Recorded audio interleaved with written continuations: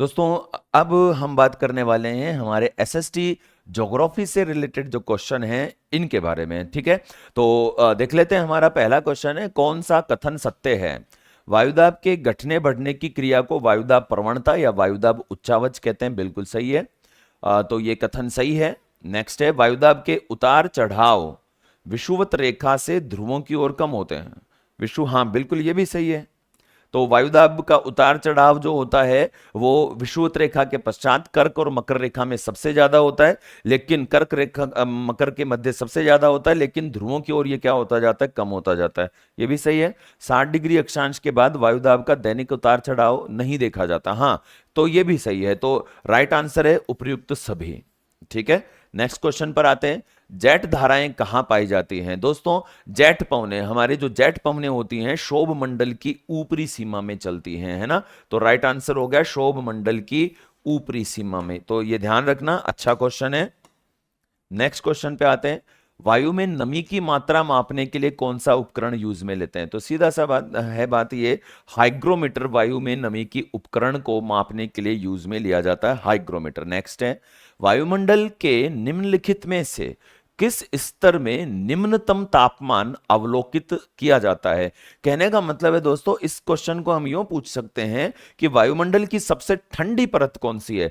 तो वायुमंडल की सबसे ठंडी परत जो है वो कौन सी है? मध्यमंडल। ठीक है, ये ध्यान रखना है। ओके, नेक्स्ट पे आ जाते हैं। नाइट्रोजन की उपस्थिति के कारण वायुदाब, पवनों की शक्ति, प्रकाश के प्रवर्तन का आभास होता है। हाँ बिल्कुल ठीक है, ये याद रखना है, ये सही बात है। दूसरा, यदि वायुमंडल में नाइट्रोजन न होती तो आग पर नियंत्रण रखना कठिन हो जाता। ये भी सही है। नेक्स्ट है, ऑक्सीजन के अभाव में हम ईंधन नहीं जला सकते थे। ये भी सही है। ठीक है, तो अब राइट आंसर हो गया 1 2 3 तीनों। ओके ना। तो नेक्स्ट क्वेश्चन पे हम आ जाते हैं। नेक्स्ट है, मदर ऑफ पर्ल क्लाउड यानी मुलाब मेघ का निर्माण कहां होता है? तो मदर ऑफ पर्ल की संज्ञा हम किसे देते हैं? मदर ऑफ पर्ल की संज्ञा हम देते हैं स्ट्रेटोस्फेरिक क्लाउड। स्ट्रेटोस्फेरिक, स्ट्रेटोस्फेरिक जो क्लाउड होते हैं इनको हम मदर ऑफ पर्ल की संज्ञा देते हैं। और मदर ऑफ पर्ल जो होते हैं दोस्तों समताप मंडल में पाए जाते हैं। ठीक है, याद रखेंगे। नेक्स्ट पे आ जाते हैं, अरोरा ऑस्ट्रेलिया। ये दोस्तों अरोरा ऑस्ट्रलीज है, अरोरा ऑस्ट्रलीज है ये। ठीक है, ऑस्ट्रलीज। ठीक है, तो अरोरा ऑस्ट्रलीज जो है, ये अरोरा ऑस्ट्रलीज जो है वो आपको कहां मिलेगा? ये अरोरा ऑस्ट्रलीज जो है दोस्तों, ये कहां निर्मित होते हैं? अरोरा ऑस्ट्रलीज ये बाह्य मंडल में निर्मित होते हैं। और अरोरा ऑस्ट्रलीज की जो रचना होती है, ये अरोरा ऑस्ट्रलीज की रचना कहां होती है? अरोरा ऑस्ट्रलीज की रचना होती है ये वॉन एलेन विकिरण पेटी में। वॉन एलेन विकिरण पेटी, वॉन एलेन विकिरण पेटी में अरोरा ऑस्ट्रलीज की घटना होती है। और इस वजह से ये और ऑस्ट्रलीज होता क्या है? ये ऑस्ट्रलीज होता है रंगीन प्रकाश। ठीक है, ये एक रंगीन प्रकाश होता है अरोरा ऑस्ट्रलीज। ठीक है, नेक्स्ट आते हैं हम, सूर्य से आने वाली किरणें लघु तरंगे होती है। बिल्कुल सही है। नेक्स्ट है, सूर्य से सीधी पृथ्वी पर आने वाली किरणों की वजह से वायुमंडल अधिक गर्म होता है। सूर्य से सीधी आने वाली, एक सेकंड, सूर्य से सीधी पृथ्वी पर आने वाली किरणों की वजह से वायुमंडल अधिक गर्म होता है। नहीं भाई, अधिक गर्म सूर्य से आने वाली किरणों से नहीं होता है दोस्तों। जब पार्थिव विकिरण से तरंगे ऊपर उठती है ना, पार्थिव विकिरण से तरंगे उत्पन्न होती हैं, तो उनसे वायुमंडल ज्यादा गर्म होता है। तो ये तो रॉन्ग आंसर होगा। फिर है तीसरा, वायुमंडल में सूर्य से आने वाली सौर विकिरण की अपेक्षा, हाँ ये सही है, जो मैंने लाइन बोली वो नीचे वाली दे रखी है लाइन। तो इसमें राइट आंसर होगा 1 और 3, 1 और 3। इसमें एक चीज और मैं बता दूं दोस्तों, पिछले वाले क्वेश्चन में ये ऑस्ट्रा जो वर्ड है, ऑस्ट्रेलिया कह सकते हैं इसको, ऑस्ट्रेलिया। ऑस्ट्रा जो वर्ड होता है इसका अर्थ होता है दक्षिण दिशा, दक्षिण दिशा। है ना, ये ध्यान रखना है। ओके, नेक्स्ट पे आ जाते हैं। नेक्स्ट है, रेडियो की लघु तरंगे आयनमंडल की किस परत से परावर्तित होती हैं? दोस्तों, डी परत जो होती है ये दीर्घ तरंगों का परावर्तन करती है, ई परत मध्यम तरंगों का परावर्तन करती है, और एफ परत लघु तरंगों का परावर्तन करती है। तो राइट आंसर हो जाएगा एफ। नेक्स्ट है, दिए गए कथनों को ध्यान से पढ़ना है भाई। इस संस्तर में धूल के कण तथा जलवाष्प मौजूद होते हैं। ओके, तो सीधी सी बात है, धूल के कण और जलवाष्प तीसरे, बाकी के कथन पढ़ने की जरूरत ही नहीं है कि आपको पता ही है कि वायुमंडल में जलवाष्प का 90% 5 किलोमीटर की ऊंचाई पर ही मिलता है। तो ये जो परत है जिसमें धूल के कण और जलवाष्प है वो सीधा सीधा कौन सा हो जाता है? शोभ मंडल। तो बाकी ऑप्शन के पढ़ने की जरूरत ही नहीं है। बाकी ये देखो, मौसम परिवर्तन के लिए उत्तरदायी है, बिल्कुल सही है। जैविक क्रिया के लिए ये भी सही है। शोभमंडल की ऊंचाई विषुवत रेखा पर सबसे अधिक होती है, ये भी सही है। विषुवत वृत्त पर संवहन वायु का प्रवाह तेज होता है, बिल्कुल ये भी सही है। विषुवत वृत्त पर संवहन तरंगे धरातल से गर्म होकर अधिक ऊंचाई तक चली जाती हैं, और इस वजह से क्या होता है, शोभमंडल पर मतलब शोभमंडल भूमध्य रेखा पे सबसे ऊंचा होता है। तो कथन भी सही है, कारण भी सही है, और कारण कथन की व्याख्या भी करता है। ओके, नेक्स्ट है, मॉन्ट्रियल प्रोटोकॉल क्या है? दोस्तों, मॉन्ट्रियल प्रोटोकॉल जो है ये ओजोन की सुरक्षा से संबंधित एक बहुत ही महत्वपूर्ण प्रोटोकॉल है। ओजोन की सुरक्षा से रिलेटेड बहुत ही महत्वपूर्ण प्रोटोकॉल है। तो इसमें मैं आपको सीधा ही आंसर बता चुका हूं। तो हाँ, ये रहा ऑप्शन। तो ये सीएफसी का प्रयोग घटाते हुए ओजोन को सुरक्षित करना है। 16 सितंबर को ये प्रोटोकॉल लागू हुआ था, और इस वजह से 16 सितंबर को विश्व ओजोन संरक्षण दिवस मनाया जाता है। नेक्स्ट पे आ जाते हैं।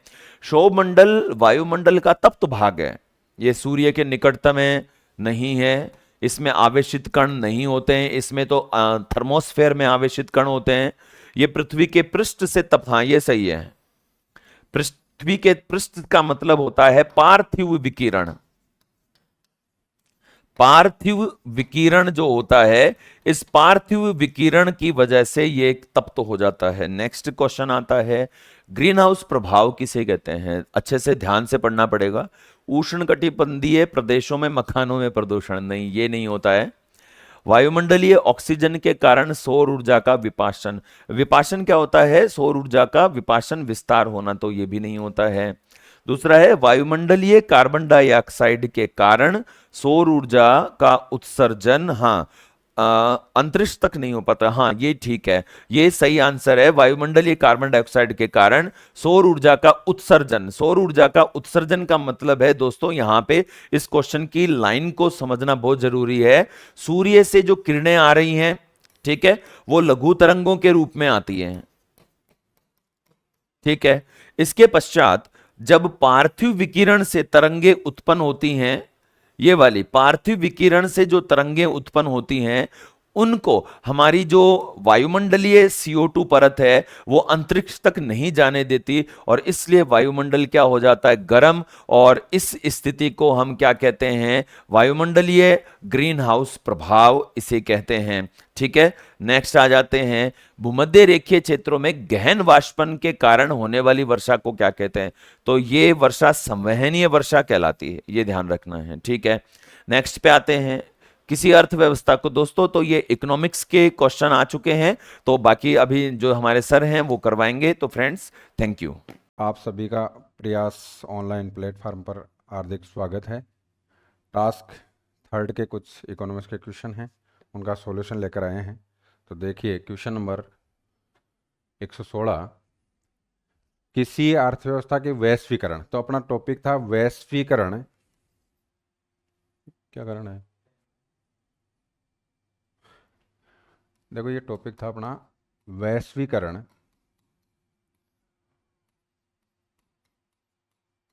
उदारीकरण और निजीकरण। पहले इनका अर्थ समझ लीजिए। नॉर्मल देखो, एक अर्थव्यवस्था को, एक देश की अर्थव्यवस्था को किसी दूसरी अर्थव्यवस्था से जोड़ना, अन्य देश की अर्थव्यवस्था से जोड़ना क्या कहलाता है? वैश्वीकरण कहलाता है। और उदारीकरण यानी नीतियों में ढील देना, आर्थिक नीतियों में सरकार के द्वारा विभिन्न प्रकार की छूट देना या ढील देना क्या कहलाता है? उदारीकरण कहलाता है। और सार्वजनिक क्षेत्र के उपक्रमों पर किसका अधिकार होना? निजी क्षेत्र का अधिकार होना, निजी क्षेत्र में दे देना तो विनिवेश कहलाता है। और निजी कंपनियों के द्वारा, निजी व्यक्तियों के द्वारा जब उत्पादन किया जाता है वो क्या है? निजीकरण। तो पहला क्वेश्चन देखिए 116 इकोनॉमिक्स का पहला प्रश्न, किसी अर्थव्यवस्था के वैश्वीकरण का तात्पर्य है तो शेष विश्व के साथ अपने अर्थव्यवस्था का क्या करना? एकीकरण, यानी एक अर्थव्यवस्था, अपने अर्थव्यवस्था को दूसरे देश की अर्थव्यवस्था से जोड़ना। नेक्स्ट क्वेश्चन, 1991 के उपरांत भारत में विभिन्न व्यापार सुधार किसके द्वारा लागू किए गए? किसके द्वारा लागू किए गए? तो ये मनमोहन सिंह के द्वारा, वित्त मंत्री थे बाद में प्रधानमंत्री बने, तो मनमोहन सिंह के द्वारा विभिन्न व्यापार सुधार किसके द्वारा लागू किए गए? मनमोहन सिंह द्वारा। प्रशासन चलाने तथा सरकारी नीतियों के क्रियान्वयन के लिए सरकार की आय स्रोत क्या है? यानी इनकम सरकार को इनकम किससे होती है? तो टैक्स से होती है। किससे होती है? टैक्स। तो देखो ये सार्वजनिक उद्यम, पब्लिक सेक्टर जो है उसकी इंडस्ट्री है और टैक्स है, तो सार्वजनिक उद्यम और कर। नेक्स्ट है, उस आर्थिक सुधार की अवधारणा का नाम बताइए जिसका संबंध निजी क्षेत्र के उद्यमों को अपने निर्णय स्वयं लेने की स्वतंत्रता। निजी क्षेत्र के उद्यमों को अपने निर्णय, खुद के निर्णय खुद ले तो वो निजी क्षेत्र होता है और उसको कहते हैं निजीकरण। क्या कहते हैं? निजीकरण। वह प्रक्रिया जिसके अंतर्गत सार्वजनिक क्षेत्र के उद्यमों के अंशों का एक भाग निजी निवेशकर्ताओं को बेच दिया जाता है। बेच दिया जाता है, इंपॉर्टेंट पर्सन है, विनिवेश कहलाता है, डिसइन्वेस्टमेंट, विनिवेश कहलाता है। नेक्स्ट है, निम्न में से कौन से उद्योग के लिए लाइसेंस लेना आवश्यक नहीं है? आवश्यक है नहीं, नहीं है। मादक पेय के लिए लेना पड़ता है, तंबाकू के लिए लेना पड़ता है, खतरनाक रसायन के लिए लेना पड़ता है। तो आंसर हो जाएगा उपरोक्त में से कोई नहीं। सभी के लिए लाइसेंस की आवश्यकता होती है, तो उपरोक्त में से कोई नहीं। भारत में आर्थिक सुधारों की आवश्यकता क्यों पड़ी? कीमतों में वृद्धि के कारण, प्रतिकूल भुगतान संतुलन के कारण, राजकोषीय घाटे के कारण, ये सभी कारण बनते हैं, तो उपरोक्त सभी। नई आर्थिक सुधार नीति के तहत कौन सा क्षेत्र मुख्य रूप से भारतीय अर्थव्यवस्था के विकास को संचालित करता है? नई आर्थिक सुधार 1991 में जो लागू हुए थे उसके बाद, तो इसमें आएगा सेवा क्षेत्र, सर्विस सेक्टर, सेवा क्षेत्र। वैश्वीकरण को कहा जाता है, वैश्वीकरण को और किस नाम से जाना जाता है? तो ग्लोबलाइजेशन या भूमंडलीकरण। भूमंडलीकरण, क्या भी कहते हैं इसको? भूमंडलीकरण। उदारीकरण, निजीकरण और भूमंडलीकरण की नई आर्थिक नीति घोषित की गई, किसके द्वारा की गई? प्रधानमंत्री कौन थे? तो नरसिम्हा राव द्वारा। किसके द्वारा? नरसिम्हा राव द्वारा। निम्न में से कौन भारत में 1991 की आर्थिक नीति को उदाहरण के बाद घटित नहीं हुआ? यानी कौन सा नहीं हुआ? तो देखो, विश्व व्यापार में भारत में निर्यात का अंश बढ़ गया, एफडीआई का अंतः प्रभाव बढ़ गया, भारत का विदेशी विनिमय भंडार वृहद रूप से बढ़ गया, जीडीपी में कृषि का अंश नहीं, कृषि का अंश घटा है, बढ़ा नहीं है। सबसे अधिक योगदान जो है सेवा क्षेत्र का है, सबसे कम जो है वो किसका है? कृषि क्षेत्र का है, लगभग 16%, 16% के लगभग है। नई आर्थिक सुधार नीति का शुरुआत तो 1991 में हुई थी, तो देख ली 24 जुलाई 1991। वर्तमान में कितने ऐसे उद्योग हैं जिनके लाइसेंस लेना आवश्यक है? इंपॉर्टेंट क्वेश्चन है। 5 उद्योग ऐसे हैं जिनके लिए लाइसेंस लेना आवश्यक है, जिसमें रसायन, तंबाकू, नशीले पदार्थ वगैरह आ जाते हैं। निम्न में से कौन सा भूमंडलीकरण का उपाय नहीं है? सार्वजनिक क्षेत्र की इक्विटी का विनिवेश करना, बेचना, भूमंडलीकरण नहीं है, निजीकरण है। नेक्स्ट है, उदारीकरण सबसे तात्पर्य है। उदारीकरण क्या है? तो विदेशी व्यापार तथा विनियोजन प्रतिबंध हटाना, विदेशी व्यापार तथा विदेशी विनियोजन से प्रतिबंध हटाना, यानी आर्थिक नीतियों में ढील देना। नेक्स्ट है, उदारीकरण की नीति में से क्या नहीं किया जाता? क्या नहीं किया जाता? तो आयातों को प्रतिस्थापित नहीं किया जाता। भूमंडलीकरण घटाता है, भूमंडलीकरण के कारण कीमतें घटती हैं। और मुद्रास्फीति का मतलब क्या है? कीमत स्तर का लगातार बढ़ना, तो ये हो जाएगा ए। ये हिस्ट्री के क्वेश्चन है। Thank you. हेलो साथियों, नमस्कार। मैं जय चौधरी, प्रयास के डिजिटल प्लेटफॉर्म पर आपका हार्दिक स्वागत व अभिनंदन। आज हम तीसरा टास्क आधारित टेस्ट कर रहे हैं। उम्मीद करते हैं कि आपके दोनों टेस्ट जैसा ही ये अच्छा हुआ होगा। और हिस्ट्री के जो 15 क्वेश्चंस आपके डाले थे, तो 133 से हम हिस्ट्री के क्वेश्चन की आज बात करने वाले हैं। और आपका जो ये तीसरा टॉपिक था जनपद एंड महाजनपद था, तो इससे संबंधित हम जो भी क्वेश्चंस आपके सिलेबस में या पेपर में डाले गए थे उनके रेफरेंस में हम डिटेल से बात करने वाले हैं। तो सब जुड़ जाइए एक बार और देखिए। पहला क्वेश्चन जो है, महाजनपदों के उदय के निम्न में से कौन सा कारण नहीं था? तो नहीं या है, आजकल क्वेश्चन का ट्रेंड बहुत ज़्यादा है, इसलिए आपको बड़े गौर से पेपर को पढ़ना होता है और चारों ऑप्शन क्या बोल रहे हैं उसके अनुसार आंसर देना होता है। तो महाजनपद काल की बात हो रही है और महाजनपद काल आप देखोगे उत्तर वैदिक काल के अंदर जनपदों का अर्थात राज्यों के निर्माण की प्रक्रिया शुरू हो गई थी और 600 बीसी तक आते आते अर्थात उत्तर वैदिक काल के अंतिम अवस्था में महाजनपदों का निर्माण हो चुका था। और समकालीन जैन साहित्य भगवती सूत्र और बौद्ध साहित्य अंगुत्तर निकाय के अंदर आप देखोगे 16 महाजनपदों की जानकारी मिलती है। कितने महाजनपद है? 16 महाजनपदों की जानकारी मिलती है। महाजनपद कह दो या भारत में द्वितीय नगरीय क्रांति कह दो, एक की बात है। बड़े बड़े नगरों का निर्माण हुआ और महान महान यहाँ राजा पैदा हुए। तो भारत में पहले नगरीय क्रांति हम हड़प्पा सभ्यता के रूप में पढ़ते हैं और दूसरी नगरीय क्रांति महाजनपद काल को पढ़ते हैं। तो इसके उदयों के क्या कारण रहे या कौन से कारण नहीं है, इनके संदर्भ में हम बात करते हैं। तो आपको पता है कि यूपी के अतरंजी खेड़ा में लोहे की खोज हुई, जिसकी वजह से कृषि उपकरण बने और हथियार बने। हथियारों से जनपद एक दूसरे को जीतते हैं या विलीन होते हैं, जिससे बड़े बड़े राज्यों का निर्माण हुआ। और कृषि उपकरणों से कृषि बहुत ज़्यादा मात्रा में की गई, जिससे कृषि अधिशेष उत्पादन हुआ और व्यापार वाणिज्य की शुरुआत हुई। तो कृषि उत्पादन में वृद्धि एवं अधिशेष उत्पादन, पहला स्टेटमेंट सत्य है। व्यापार वाणिज्य का विकास हुआ, ये भी सत्य है। लौह उपकरणों की प्रचुरता में उपयोग किया गया, बिल्कुल एब्सोल्युटली राइट है। और अयोग्य शासकों का उदय होना या अयोग्य शासक वर्ग का होना नहीं, योग्य शासकों का होना, और इन्होंने फिर महान साम्राज्यों का निर्माण किया। तो इसके अंदर डी ऑप्शन गलत है।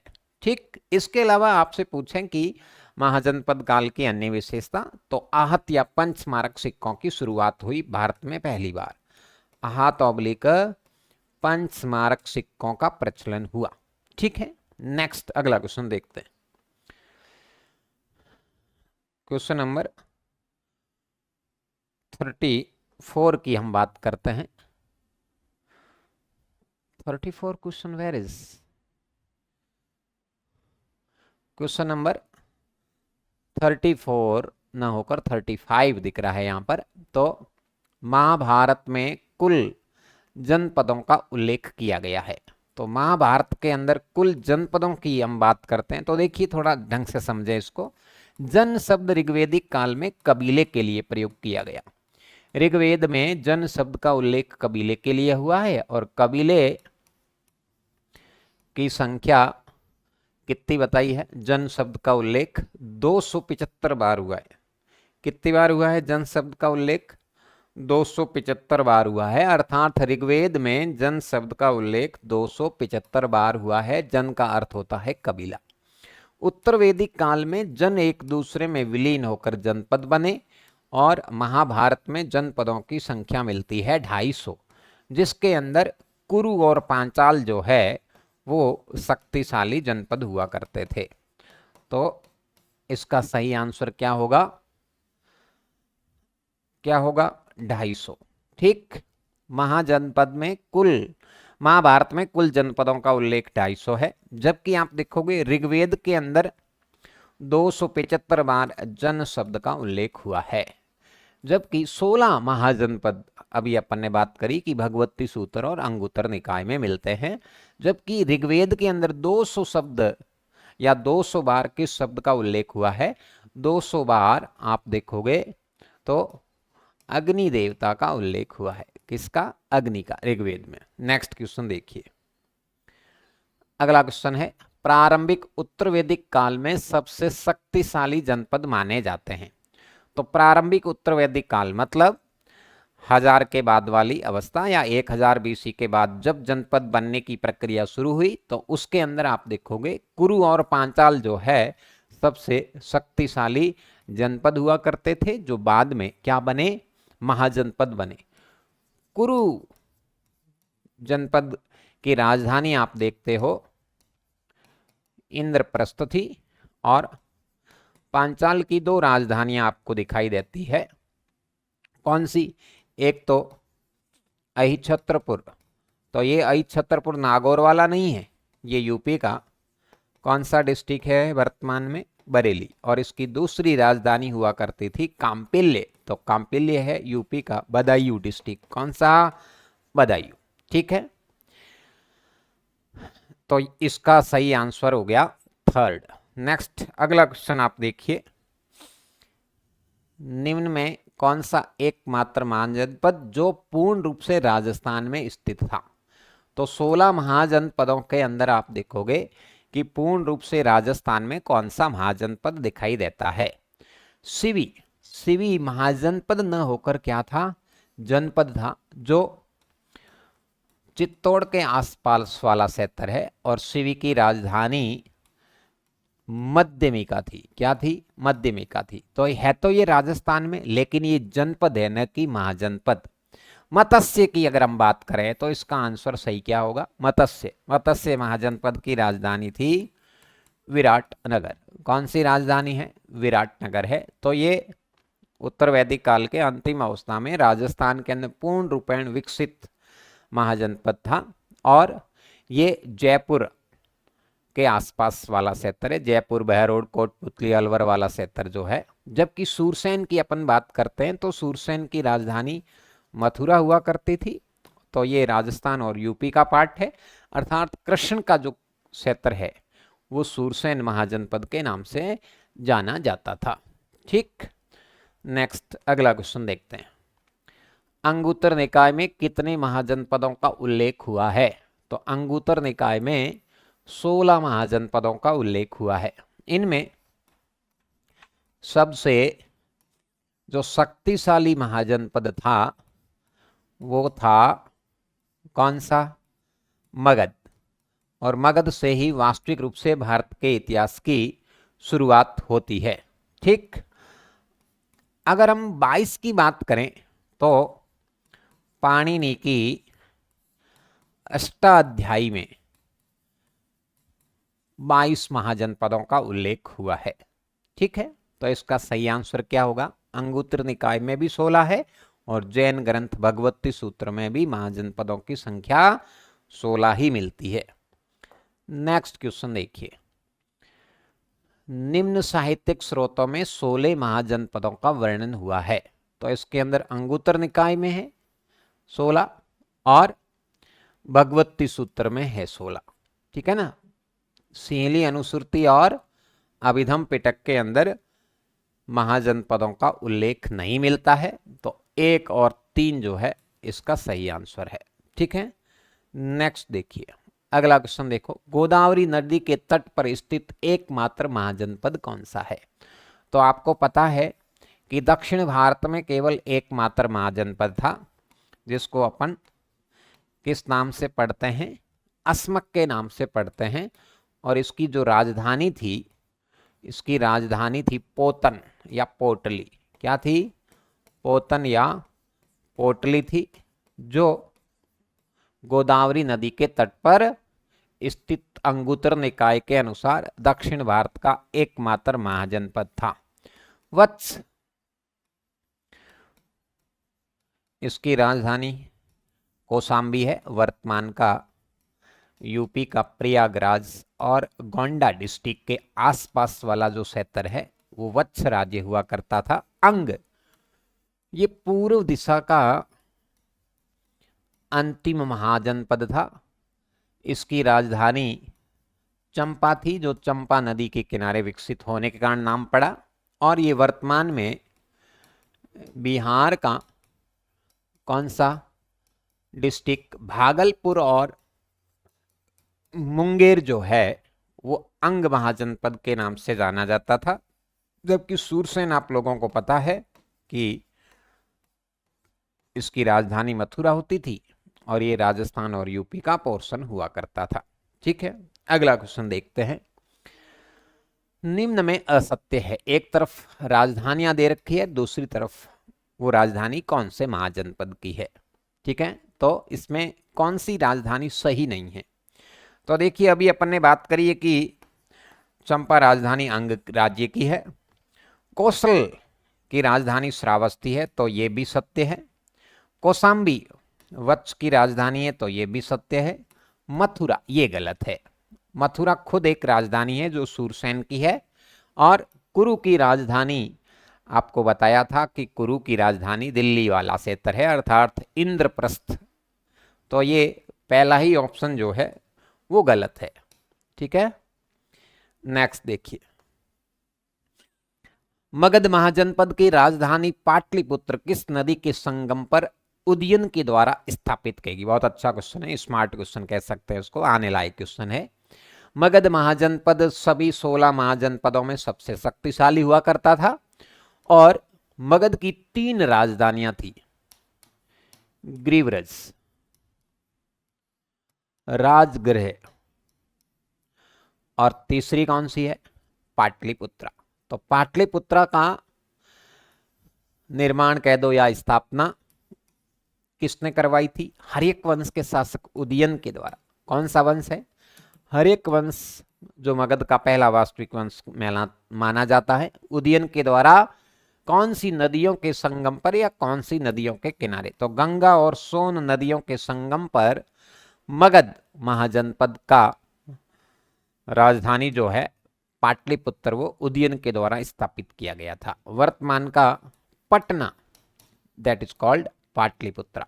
तो इसका सही आंसर है बी। अगला क्वेश्चन देखिए। महाजनपद कालीन एकमात्र दक्षिण भारत की राजधानी अस्मक जिसकी जानकारी अंगुत्तर निकाय में मिलती है। तो ये अभी अपन बात कर रहे थे कि अस्मक तो क्या था, एक राज्य था, महाजनपद था जिसकी राजधानी पोटन या पोतली हुआ करती थी, जबकि ये दक्षिण का एकमात्र महाजनपद माना जाता है जो महाराष्ट्र के अंदर है। इसके अलावा आप देखोगे तो एक ऑप्शन आपको गांधार दिखाई देता है। तो गांधार जो है ये पश्चिम का अंतिम महाजनपद माना जाता है। ठीक है ना। इसके अलावा कंबोज तो उत्तर दिशा का अंतिम महाजनपद है। गांधार की राजधानी तो तक्षशिला है, आप लोगों को पता है, जो विश्व की सबसे प्राचीनतम शिक्षा का केंद्र तक्षशिला विश्वविद्यालय के रूप में प्रसिद्ध है। जबकि कंबोज की राजधानी हाटक है। ठीक है ना, जो कश्मीर से लगाकर अफगानिस्तान के बीच वाला जो भाग है कंबोज है, और ये घोड़ों के व्यापार के लिए प्रसिद्ध माना जाने वाला नगर है।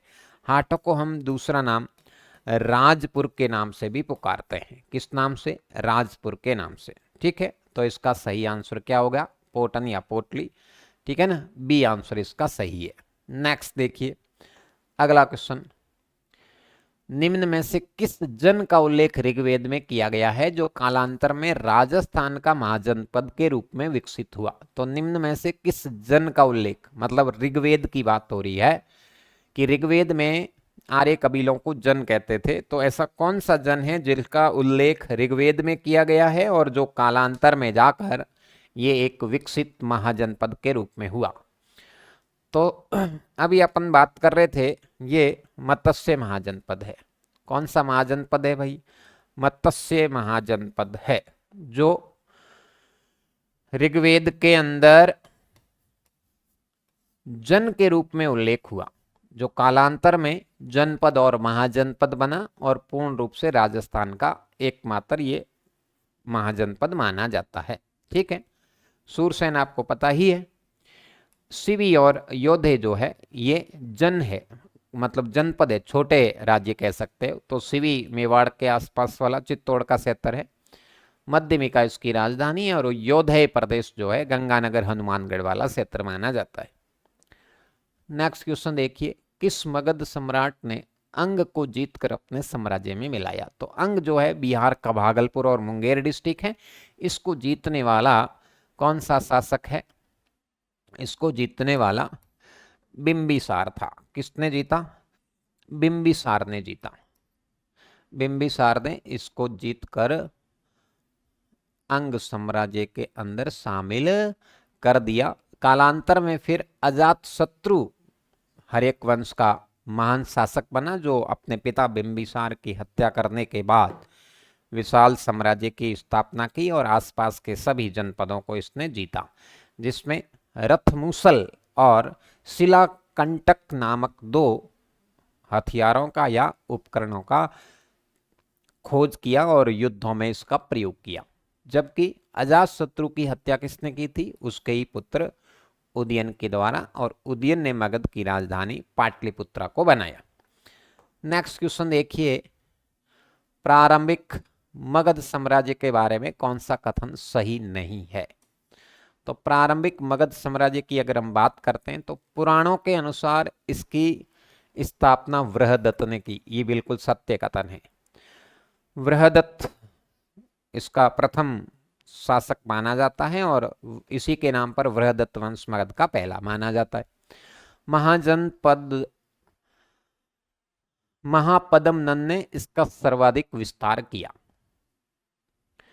नेक्स्ट है, राजगृह व पाटलिपुत्र केवल इसकी 2 राजधानियां थी। तो पहला स्टेटमेंट सही है, महापद्म नंद ने इसका विस्तार किया और प्रारंभिक काल में महापद्म नंद यहाँ का महान शासक माना जाता है। और फिर इसके पुत्र अंतिम नंद वंश के अंतिम और 8वें शासक घनानंद हुआ करते थे। उसके काल में सिकंदर के भारत पर आक्रमण हुए। तीसरा स्टेटमेंट है, राजगृह व पाटलिपुत्र के केवल 2 राजधानियां थी। 2 राजधानियां न होकर 3 राजधानियां हुआ करती थी। अभी अपन चर्चा कर रहे थे राजगृह, ग्रीव्रज एंड पाटलिपुत्रा, 3 इसकी राजधानियां हैं। तो ये स्टेटमेंट रॉन्ग है। और चौथा स्टेटमेंट है, मगध की प्राकृतिक सुरक्षा होने के कारण मगध का उत्कर्ष हुआ। Absolutely is right. तो इसका थर्ड आंसर गलत है। नेक्स्ट क्वेश्चन देखिए, वर्तमान में बिहार का भागलपुर और मुंगेर जिले किस महाजनपद के भाग थे?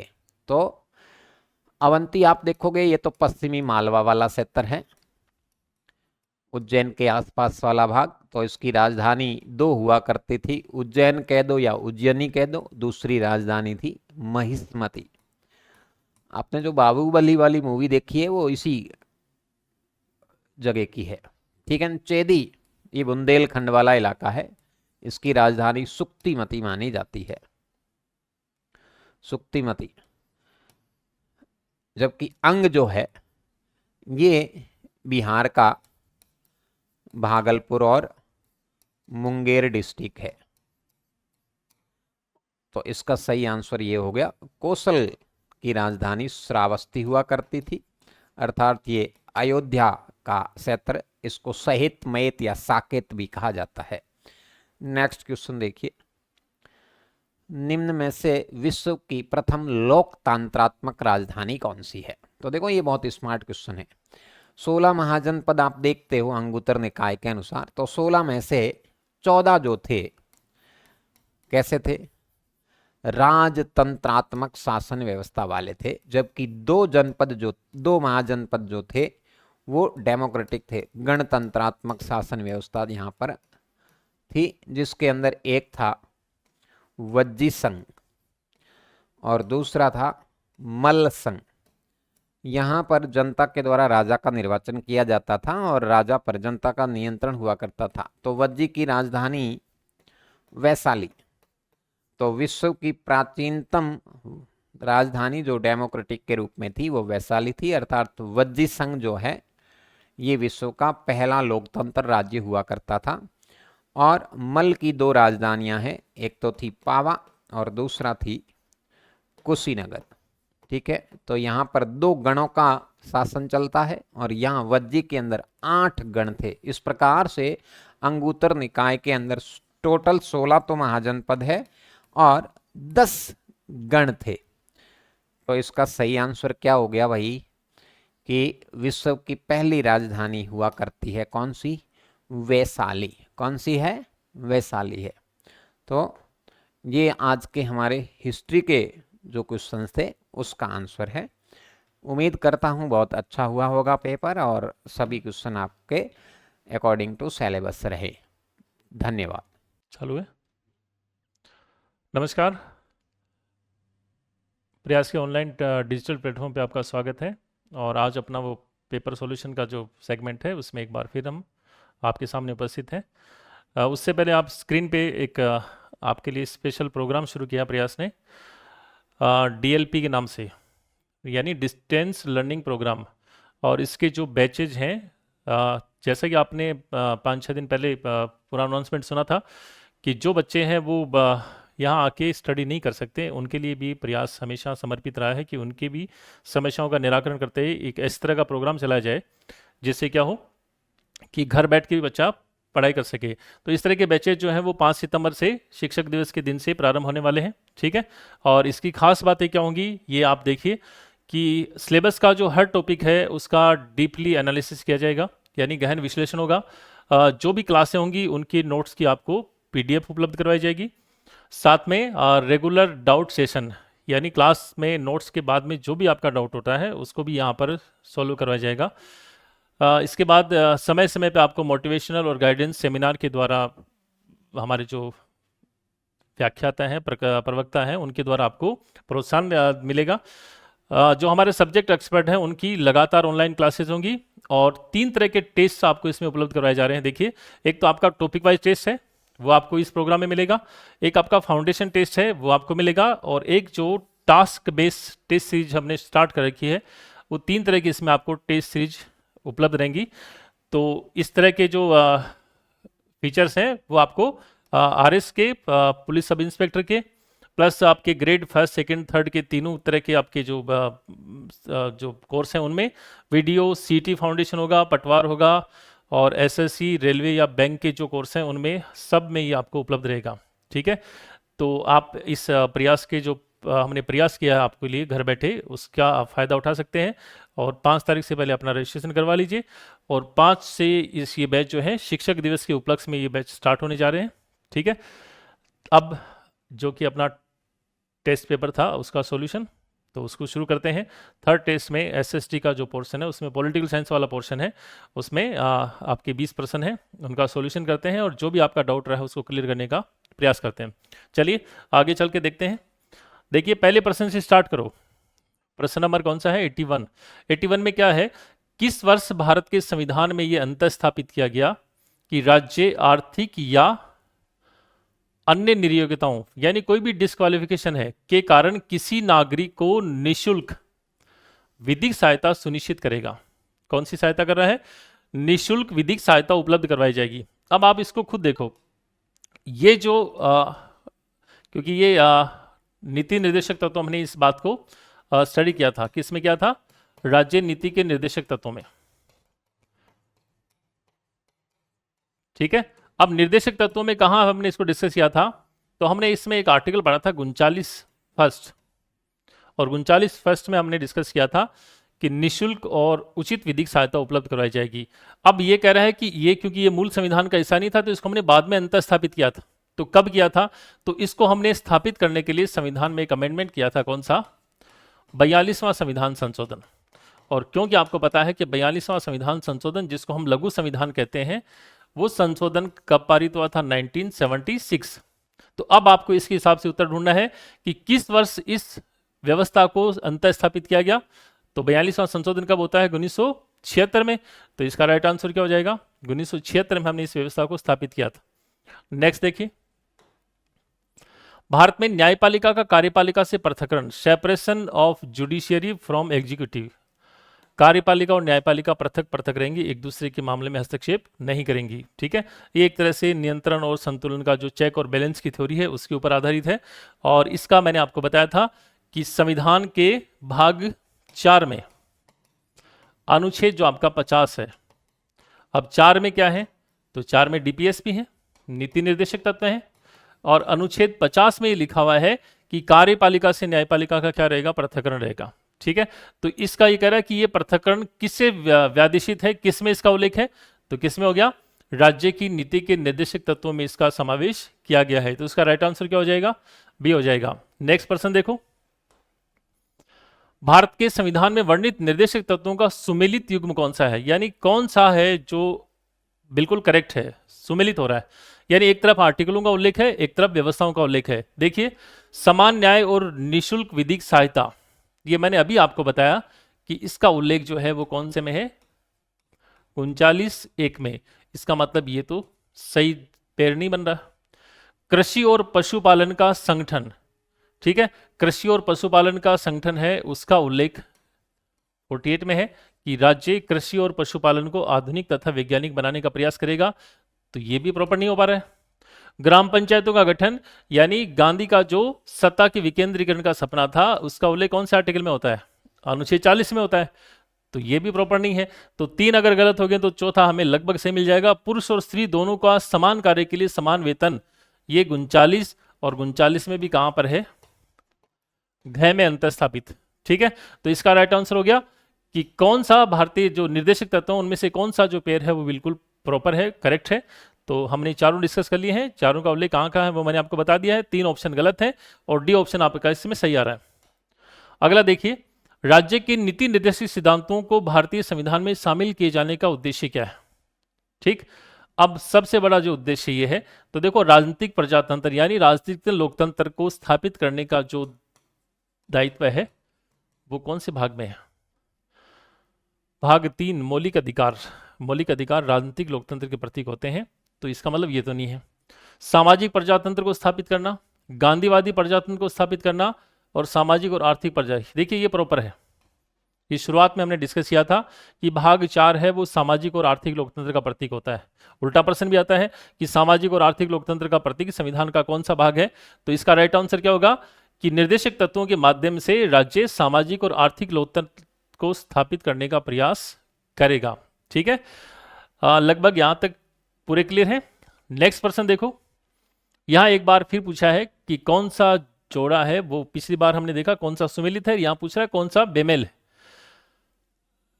अनुच्छेद 39(a) निःशुल्क विधिक सहायता, 41 कुछ दशाओं में काम का अधिकार, 51 अंतर्राष्ट्रीय शांति और सुरक्षा की अभिवृद्धि और अनुच्छेद 13 विधि के समक्ष समानता।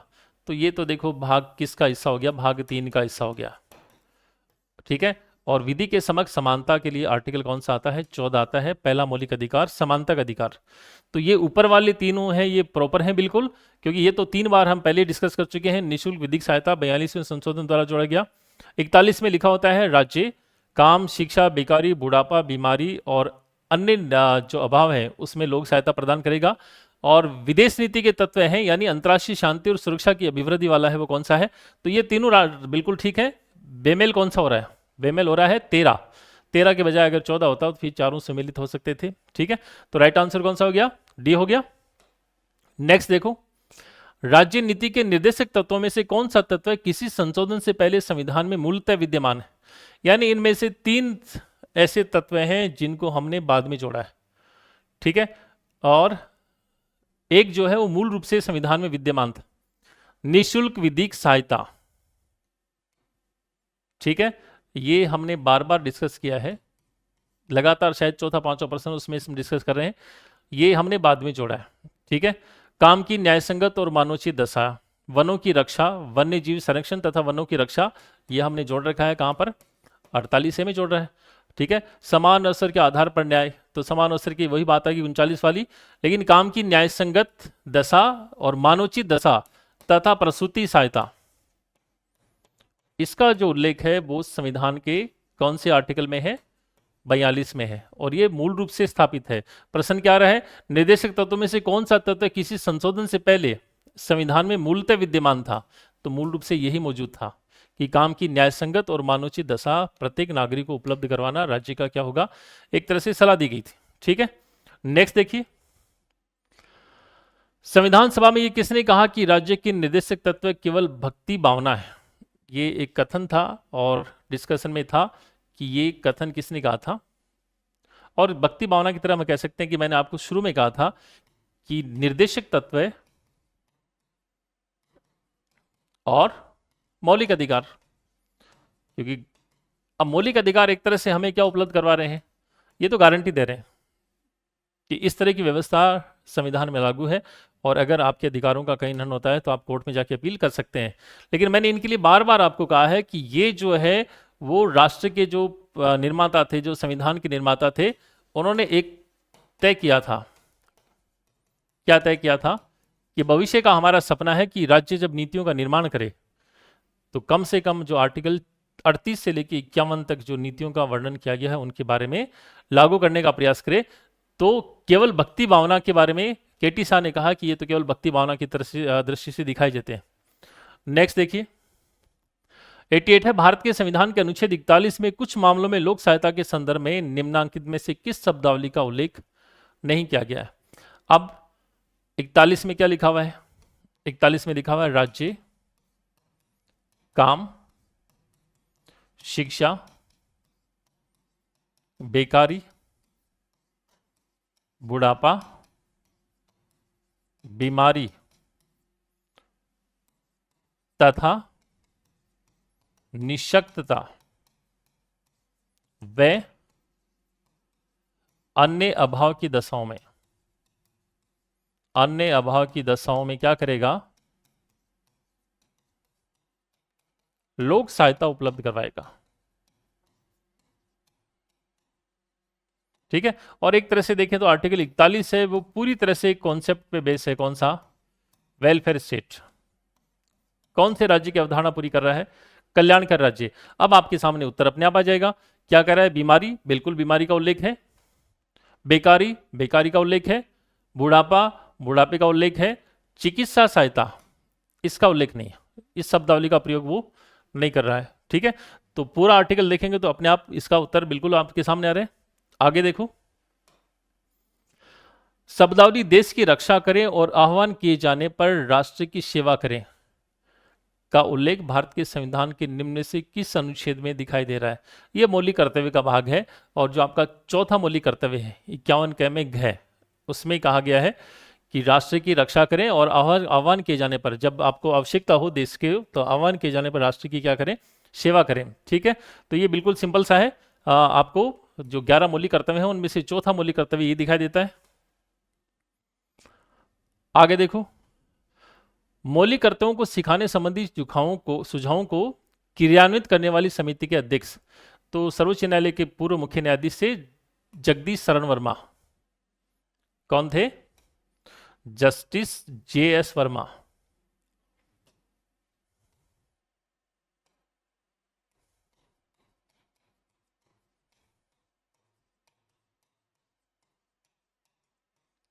इनकी अध्यक्षता में एक समिति बनाई गई थी और उसको ये दायित्व दिया गया था कि वो ये तय करे कि मौलिक कर्तव्यों के बारे में भी नागरिकों को सिखाया जाना चाहिए। ठीक है, तो इसका राइट आंसर JS वर्मा। अगला देखो क्या है, निम्न से कौन स्वर्ण सिंह समिति 1976 के सदस्य रहे? बड़ा अच्छा प्रश्न है, RS की एग्जाम में पहले पूछा हुआ है। और प्रश्न क्या है कि हमने एक समिति का गठन किया था और समिति का नाम क्या था? सरदार स्वर्ण सिंह समिति। ठीक, सरदार स्वर्ण सिंह कौन थे? भारत के पूर्व कौन थे? रक्षा मंत्री थे। और इस समिति का जो दायित्व था प्रमुख रूप से वो ये था कि ये भारतीय संविधान की एक तरह से समीक्षा करे और समीक्षा करके ये बताए कि भाई 25 साल को संविधान को लागू ये लगभग हो गए हैं, तो क्या क्या सुधार हो सकते हैं, क्या क्या बदलाव किए जा सकते हैं। इसी समिति की सिफारिशों के आधार पर हमने संविधान में क्या जोड़े थे? मौलिक कर्तव्य जोड़े थे। ठीक है, तो आमतौर पे आप ये समझते हो कि स्वर्ण सिंह समिति का गठन केवल मौलिक कर्तव्य जोड़ने के लिए हुआ था। स्वर्ण सिंह कमेटी का गठन केवल मौलिक कर्तव्य जोड़ने के लिए नहीं हुआ था, बल्कि संविधान की एक तरह से किसके लिए हुआ था? समीक्षा। अब मौलिक कर्तव्य जोड़ने के लिए जब ये समिति बैठक करती तो इसमें जो सदस्य थे AR अंतुले, SS रे और CM स्टीफन। ठीक, हरदेव जोशी समिति के सदस्य नहीं थे। तो की सदस्य रहे हैं कौन सा है? 1 2 4 मिल गया राइट आंसर। 3 लोग थे जो इसके सदस्य थे और अध्यक्षता कौन कर रहे हैं ये आपको पता ही है, सरदार स्वर्ण सिंह। मूल कर्तव्यों का उल्लेख संविधान में कब किया गया? कौन सिंह समिति की सिफारिशों के आधार पर 42वें संविधान संशोधन द्वारा इसको जोड़ा गया। तो बिल्कुल सिंपल सा प्रश्न है, सामने आ रहा है कि मूल संविधान का हिस्सा नया होकर कब जोड़े गए? 42वें संविधान संशोधन द्वारा संविधान के भाग, एक नया भाग हमने निर्देशक तत्व में किया, कौन सा? भाग 4 के, और अनुच्छेद भी कौन सा जोड़ा? 51 के। इसमें एक लेके कितने जोड़ दिए? 10, जिनकी आज संख्या कितनी है? 11। और 11वें के लिए संविधान में कौन सा संशोधन किया था? 86वां संविधान संशोधन, ठीक है, 2002 में किया, जिसमें आपने जोड़ रखा है 6 से 14 वर्ष की आयु के बच्चों के लिए निःशुल्क और अनिवार्य शिक्षा। तो इससे सिंपल प्रश्न तो नहीं होगा कि भारतीय संविधान में मौलिक कर्तव्यों को कब शामिल किया गया। नेक्स्ट प्रश्न देखो, निम्न में से कौन सा एक गलत है? 4 ऑप्शन है, इनमें से एक आपको गलत ऑप्शन छांटना है। मूल कर्तव्य मौलिक अधिकारों का हिस्सा है। मूल कर्तव्य मौलिक अधिकारों का भाग नहीं है। भारतीय संविधान के भाग 4 में मौलिक कर्तव्य गिनाए गए हैं। अनुच्छेद 51A प्रत्येक भारतीय नागरिक के मौलिक कर्तव्यों की व्याख्या करता है। तो ये तो मैंने अभी आपको ये दे दिया सारा, भाग 4 के अनुच्छेद 51 के, इसका मतलब ये दो तो सही है, भाग 4 के अनुच्छेद, और ये क्योंकि 4 में जुड़ रहा है तो मौलिक अधिकारों का भाग नहीं है, ठीक। तो ये बात भी ठीक है, मौलिक अधिकारों का भाग नहीं है, तो मूल कर्तव्य मौलिक अधिकारों का भाग है, ये गलत हो गया। भाग 3 का हिस्सा तो नहीं है, भाग किस में है? 4 में है। और मौलिक अधिकार कौन से भाग में आते हैं? भाग 3 में आते हैं। तो ये भी बिल्कुल सिंपल सा प्रश्न है कि कौन सा गलत है? मूल कर्तव्य हैं वो संविधान के मौलिक अधिकारों का हिस्सा नहीं होते हैं। नेक्स्ट देखिए, निम्नांकित शब्दों में से क्या मौलिक कर्तव्यों में उल्लेखित नहीं है? ये जो आपके 10 मौलिक कर्तव्य हैं प्रारंभ वाले, उनमें से इनमें से कुछ शब्द शामिल हैं। एक शब्द ऐसा है जो उसमें, तो देखो, वैज्ञानिक दृष्टिकोण का विकास ये बिल्कुल आता है, मानवतावाद ये भी आता है, ज्ञानार्जन सुधार की, लेकिन ये वाला नहीं आता है, आध्यात्मिक उन्नयन नहीं आता है। यानी एक नागरिक का ये कर्तव्य नहीं होगा कि वो आध्यात्मिकता का प्रचार करे, प्रसार या बढ़ोतरी करे। आध्यात्मिक उन्नयन इस शब्दों में शामिल नहीं है। अगला देख लो, भारतीय संविधान में सम्मिलित निर्देशक तत्वों की प्रेरणा हमें किस संविधान से प्राप्त है? और ये प्रश्न अगर आपने सीटी का एग्जाम दिया था तो 6 पारियों में से 4 पारियों में प्रश्न लगातार रिपीट हो रहा था कि कहाँ से प्रेरित है, कि भारतीय संविधान के भाग 4 में निर्देशक तत्व जोड़े जाएंगे। राइट आंसर आपका आयरलैंड, और मैंने कहा था ना कई जगह ये भी लिखा होता है आयरिश रिपब्लिक, बात एक ही है, आयरिश रिपब्लिक या आयरलैंड का संविधान, ठीक। तो इसका राइट आंसर कौन सा हो रहा है? डी हो रहा है। अगला देखिए, फिर एक बार सुमेलित करवा रहा है, सूची 1 के साथ सूची 2 को मिलाइए और कूट की सहायता से सही उत्तर का चयन कीजिए। एक तरफ वही व्यवस्थाएं हैं, एक तरफ आर्टिकल है। तो ग्राम पंचायत का गठन हमने आर्टिकल 40 में बात की थी, तो 1 के साथ तो क्या जुड़ जाएगा? 4 जुड़ जाएगा। समान आचार संहिता, समान आचार संहिता का मतलब समान नागरिक संहिता यानी यूनिफॉर्म सिविल कोड, और यूनिफॉर्म सिविल कोड का उल्लेख कौन से में है? 44 में है। तो इसमें कौन सा आ जाएगा? एक आ जाएगा। कृषि और पशुपालन, तो कृषि पशुपालन मैंने थोड़ी देर पहले आपको बताया था आर्टिकल कौन से में आ रहा है? 48 में। तो सी में क्या आ जाएगा? 2 आ जाएगा। और अंतर्राष्ट्रीय शांति और सुरक्षा यानी डी में क्या आ जाएगा? तो देख लो यहाँ से बनाओ, 4 1 2 3 कौन से में आ रहा है? 4 1 2 3, ये रहा आपका राइट आंसर। सारे के सारे वो व्यवस्थाएं हैं जो मूल संविधान का हिस्सा थी, कोई भी संविधान संशोधन द्वारा नहीं जोड़ी है, सारी ग्राम पंचायत आर्टिकल 40 में, समान नागरिक संहिता यूनिफॉर्म सिविल कोड आर्टिकल 44 में, कृषि और पशुपालन को आधुनिक और वैज्ञानिक बनाना आर्टिकल 48 में, और अंतर्राष्ट्रीय शांति व सुरक्षा की अभिवृद्धि का प्रयास करना आर्टिकल 51 में। तो हो गया सही। आगे देखो, कौन सा नीति निर्देशक सिद्धांतों का उद्देश्य नहीं है? यानी भारतीय संविधान के भाग 4 में कौन कौन से उद्देश्य हैं? ये एक लोक कल्याणकारी राज्य की स्थापना, बिल्कुल वेलफेयर स्टेट की स्थापना करने के लिए हमने संविधान में इनको जोड़ा था। सामाजिक आर्थिक न्याय को सुनिश्चित करेंगे, आर्टिकल 38 में लिखा हुआ है कि राज्य सामाजिक आर्थिक और राजनीतिक न्याय को बढ़ाने का प्रयास करेगा। तो ये बातें भी हैं।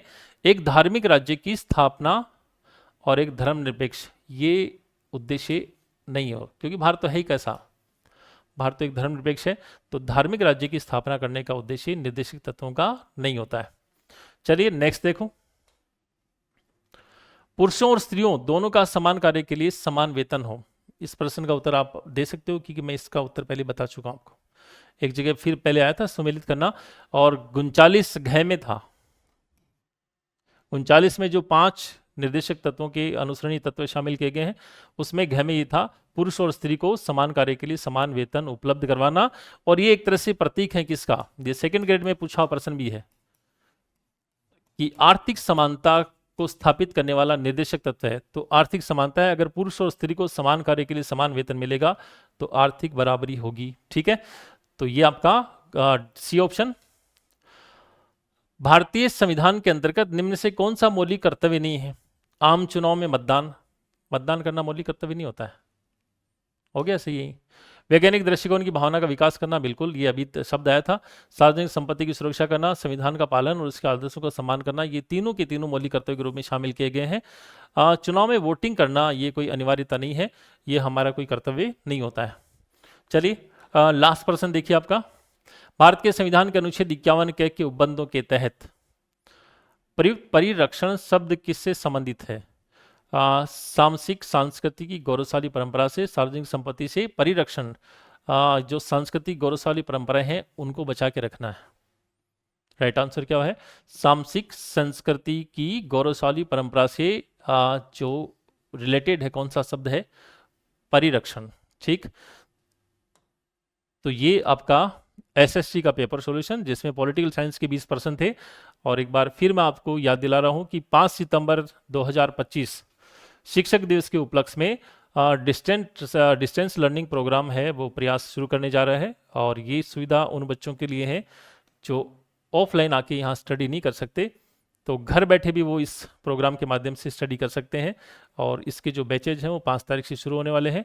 अभी आप संपर्क करके रजिस्ट्रेशन अपना करवा सकते हैं। चलिए अगले सॉल्यूशन के लिए एक बार फिर मिलेंगे, तब तक के लिए धन्यवाद। जय हिंद।